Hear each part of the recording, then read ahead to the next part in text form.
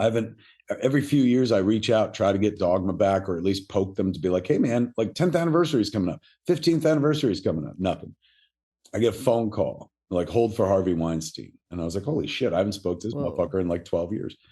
So he goes, Kevin, it's Harvey. I said, hey, what's going on? He goes, I realized that we have Dogma here and we haven't done anything with it. It's just languishing.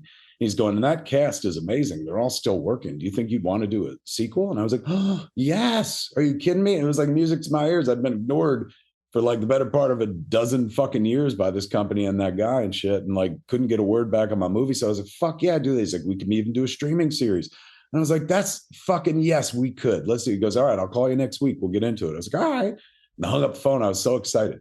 3 days later, the New York Times piece. Stop it. We all find out who this motherfucker is and shit. And so it is instantly, like your heart sinks in your chest and shit like that, because my career is tied up with them. If you don't buy Clerks, nobody sees Clerks. I don't have a fucking career. So one of the first things you start doing is calling everybody you ever worked with at Miramax to be like, did you know? Did you know? And so I was talking to my friend, John Gordon, who is an exec at Miramax at the time. And I said, John, man, I don't know how to fucking say this, but like, I feel really dirty. That guy called me last week. And he goes, what? I said, Harvey fucking called me and talked about doing a Dogma sequel or a streaming series or something like that. And he goes, Kevin, he had no intention of making a Dogma sequel. He was just calling to see if you were one of the sources on the New York Times piece.